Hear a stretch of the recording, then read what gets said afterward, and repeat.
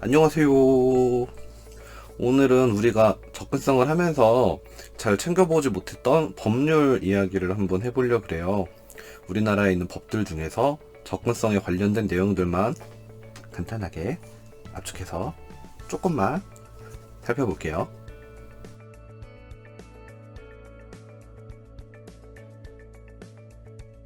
우리나라에서 접근성 관련된 법 중에 가장 기본이 되는 법은 지능정보화 기본법이에요. 이게 예전에는 국가정보화 기본법이었거든요. 근데 이게 이름이 개정돼서 지능정보화 기본법으로 바뀌었어요. 이 내용 중에서도 접근성 관련된 내용은 46조에 있어요. 46조를 한번 보면 여기 있다. 네, 46조에 보면 장애인, 고령자 등의 지능정보화 서비스 접근 및 이용 보장에 대한 부분이에요. 국가기관 등은 정보통신망을 통하여 정보나 서비스를 제공할 때 장애인, 고령자 등이 웹사이트와 이동통신 단말 장치 블라블라블라블라블라블라블라블라블라에 설치되는 응용 소프트웨어 등 대통령령으로 정하는 유무선 정보통신을 쉽게 이용할 수 있도록 접근성을 보장하여야 한다 라고 딱 정의가 돼 있어요. 여기 보면은 이해가 잘 안 되시는 부분이 있을 텐데 이동통신 잔말 장치 블라블라블라에 설치되는 응용 소프트웨어 이렇게 돼 있잖아요. 요만큼이 한 글자로 정리가 돼요. 앱을 말하는 거고요. 이동통신 단말 장치 여기까지가 우리가 생각하는 스마트폰 거기에 설치되는 응용 소프트웨어 앱을 말하는 거예요. 그래서 여기 앞에서 언급된 웹사이트 그리고 응용 소프트웨어 앱 해가지고 대통령령으로 정하는 것들의 접근성을 보장해야 한다. 보장하는 것이 좋다, 노력해야 한다, 권장한다 아니고 보장해야 한다, 접근성을 지켜야 한다 라는 내용을 이해하시면 돼요. 대통령령으로 정하고 있는 게 어떤 건지 한번 볼게요. 누르면 이렇게 팝업이 나오고 좀 펼쳐볼게요. 위에 방금 봤던 내용이 위에 시행령 안에 나와 있고 거기서 언급하고 있는 것 첫 번째로 웹사이트, 이건 우리가 이미 예상했던 거죠. 웹사이트. 그리고 좀 전에 살펴봤던 이동통신 단말 장치에 설치되는 응용 소프트웨어, 아까 뭐라 그랬죠? 앱, 한 글자로 앱. 네, 그리고 이용자의 조작에 따라 서류 발급, 정보 제공, 상품 주문, 결제 등의 사항을 처리하기 위하여 설치하는 무인정보 단말기. 우리 이미 언론에서 많이 봐서 알고 있고 우리가 생활 속에서 쓰고 있는 키오스크예요. 다른 거 아니고 그냥 키오스크를 이야기하는 거거든요. 키오스크도 이제 접근성을 준수해야 되는 범위 중에 하나가 되었어요. 그리고 그 아래 보면은 출판문화산업진흥법에 따라서 만들어지는 전자출판물에 대한 거예요. 이 전자출판물이라 하면은 이북, 전자도서 그런 것들을 말하는 거죠. 어찌 보면 이게 사실 우리가 그동안 약간은 외면되어 왔던 부분인데 전자출판에 관한 것도 접근성을 지켜야 되는 분야 중에 하나다라고 생각하시면 될 것 같아요. 간단하게 다시 보면 웹사이트, 대통령령으로 정하는 내용이에요. 웹사이트, 그리고 이동통신 단말장치에 설치되는 응용 소프트웨어, 앱, 그리고 무인정보 단말기, 그리고 전자출판물, 이렇게는 대통령령으로 정해진 접근성을 준수해야 되는 분야들이다. 이렇게 기억하시면 될 것 같아요.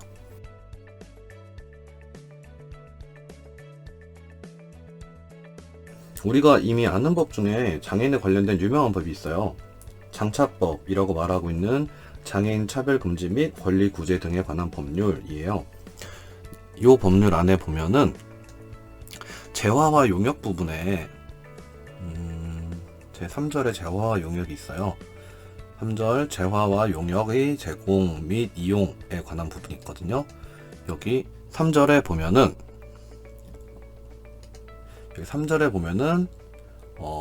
3절에 20절을 볼게요. 여기에 보면은 정보 접근에서의 차별 금지라는 부분이 있어요. 여기에 보면 되게 선언적인 의미로 크게 적힌 게 있거든요. 개인, 법인, 공공기관 등등은 장애인이 전자정보와 비전자정보를 이용하고 그에 접근함에 있어서 장애를 이유로 요거에서 금지한 차별행위를 해서는 안 된다 라고 돼 있어요. 요 4조 1항하고 2항의 내용을 한번 볼게요. 4조 1호 여기 보면 장애인을 장애를 사유로 정당한 사유 없이 제한, 배제, 분리, 거부 등에 의하여 불리하게 대하는 경우 요거 하지 말라는 거고, 그리고 요 2호는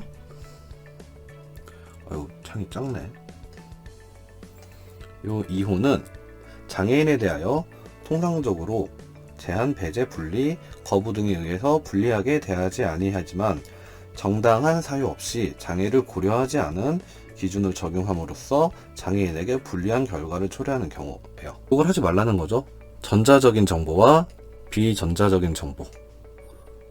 사실 전자정보, 비전자정보를 제외하면 뭐가 있을까요?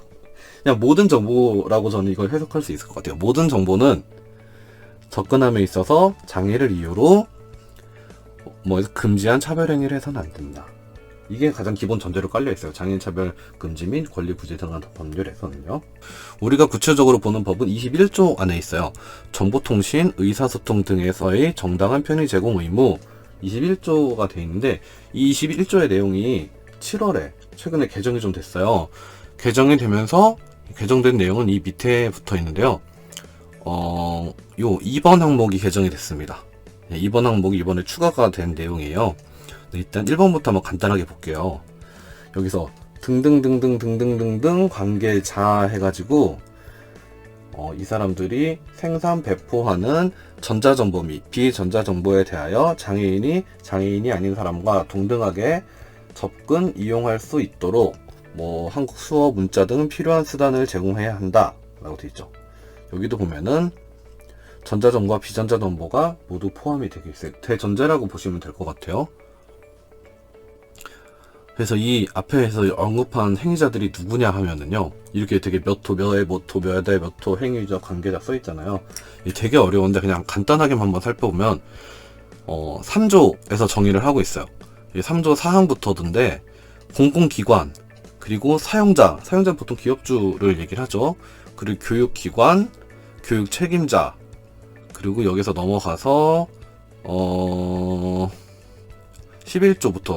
11항부터인데 문화예술 사업자, 그리고 13항 체육에 관련된 사람, 그리고 15항에 복지시설 등에 관련된 사람인 거고요. 17번에 이동 및 교통수단 등에 관련된 관계자들, 그리고 의료인 등에 관계된 관계자들을 말해요. 사실상 우리가 주변에 둘러싸고 있는 대부분의 모든 상황, 모든 시설, 모든 관계자들을 의미하는 것 같아요. 전자정보, 비전자정보에 대해서 장애인 아닌 사람과 동등하게 접근할 수 있도록 해야 된다라는 게 1번 1항에 깔려 있는 거고, 그리고 이거 2항에서 보면은 행위자 등은 정보통신망을 통하여 정보나 서비스를 제공할 때 이동통신 단말장치, 딱 아까 아시죠? 앱, 이동통신 단말장치 등등등에 설치되는 응용 소프트웨어 등 대통령령으로 정하는 유무선 정보통신을 장애인 아닌 사람과 동등하게 접근, 이용할 수 있도록 하는데 필요한 정당한 편의를 제공해야 한다 라고 되어 있어요. 장애인 아닌 사람과 동등하게 접근 및 이용할 수 있도록 필요한 정당한 편의를 제공해야 한다. 노력해라가 아니고 그냥 해야 한다. 전 이 밑에 있는 내용이 그동안 많이 알려져 있지 않은 내용이었는데, 요 사항에 보면은 방송법에 따른 방송사업자와 인터넷 멀티미디어 방송사업법에 정의된 사업자를 말해요. 인터넷 멀티미디어 방송사업자는 장애인 아닌 사람과 동등하게 제작물 또는 서비스를 접근, 이용할 수 있도록 폐쇄 자막, 한국 수어 통역, 그다음에 화면 해설 등 장애인 시청 편의 서비스를 제공해야 한다. 제공해야 한다였어요.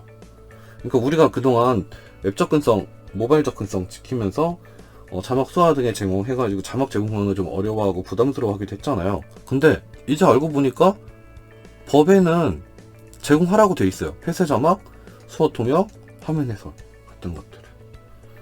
여기서 말하는 인터넷 멀티미디어 방송 사업자는 검색을 해보니까 IPTV 사업자들을 얘기하는 거더라고요. 근데 이게 OTT 사업자까지 좀 확대 적용이 되느냐 하는 거는 논란이 좀 있는 것 같아요. 이거는 정확히 법적인 좀 해석이 필요한 것 같아서 제가 이렇다 저렇다 말은 못하겠는데, 인터넷 IPTV 사업자라고 하면 온라인으로도 서비스를 많이 하고 있잖아요. 그래서 이런 폐쇄 자막, 수어 통역, 화면 해설에서 이제 좀 준수를 해야 되는 상황이 아닌가라는 생각을 한번 해봅니다. 네, 그리고 마지막으로 하나만 또 정리를 해보자면, 지금 여기 보면 21조에 정보통신, 의사소통 등에서의 정당한 편의 제공 의무라고 돼 있어요. 여기서 중요한 게 사실 정당한 편의 제공이거든요. 정당한 편의 제공. 이게 왜 중요하냐면 법의 앞쪽에 보면은 차별행위에 대한 내용이 있어요. 차별행위가 되게 다양한 항목들이 있고, 차별이라 하면 다음에 각 호의 어느 하나에 해당하는 경우를 말한다 라고 되어 있거든요. 근데 여기서 중요한 내용은 뭐냐면 전 3번 3 이거예요. 정당한 사유 없이 장애인에 대하여 정당한 편의 제공을 거부하는 경우예요. 정당한 사유 없이 장애인에 대해서 정당한 편의 제공, 이거를 거부하면 장애인 차별행위라고 보는 거고, 여기 다시 볼게요. 21조 정보통신, 의사소통 등에서의 정당한 편의 제공, 같은 말이죠. 그럼 정당한 편의 제공이 뭐냐, 좀 자세히 봐볼게요. 여기 밑에 정당한 편의 제공이 무엇인가에 대한 의미가 나와 있어요.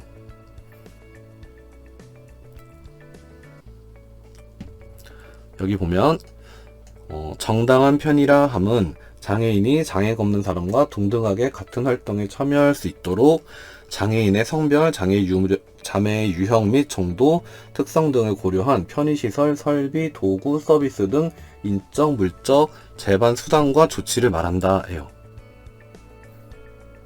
되게 광범위하죠. 장애인이 장애가 없는 사람과 동등하게 같은 활동에 참여할 수 있도록 하는 여러가지 편의시설, 설비, 도구, 서비스 등 인적, 물적, 재반 수단과 조치를 말한다 해요.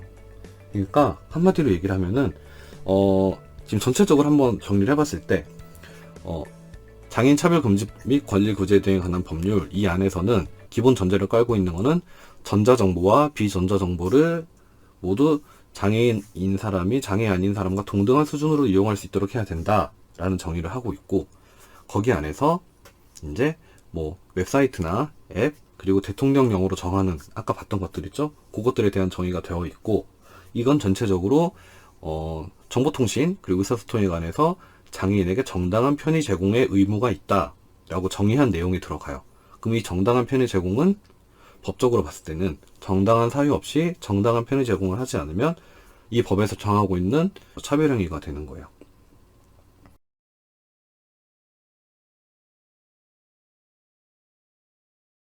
오늘은 접근성 관련된 법률의 내용들을 간단하게 살펴봤어요.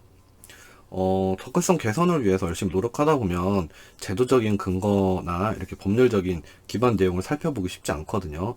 그래서 이 법의 전체적인 내용은 기억하지 못하더라도 뭐 간단하게 장애인 차별 금지 및 권리 구제에 대응하는 법률, 이게 있었다. 그리고 국가정보화 기본법, 이렇게 내용이 있었다. 두 가지만 기억해 주시면 좋을 것 같고요. 사실 우리가 접근성을 하고 있는 게 법에 적혀 있어서 접근성을 하는 건 아니잖아요. 당연히 접근성을 해야 되고, 장애인도 서비스를 이용하는 사람들 중 하나다, 고객들 중 하나다라고 생각을 하기 때문에 접근성을 하고 계신 거라고 믿어요. 이런 제도적인 장치도 우리가 그렇게 활동하는 것들의 근거로 잘 챙겨갈 수 있으면 좋을 것 같습니다. 왜냐면 우리하고 공감대를 아직 이루지 못한 사람들은 그래도 처음에 시작하기 위한 동기로 법의 내용을 살펴보고, 아, 해야 되는 거구나, 이렇게 인지하는 것도 전 좋은 방법 중에 하나라고 생각을 해요. 오늘도 힘찬 하루 되세요. 안녕.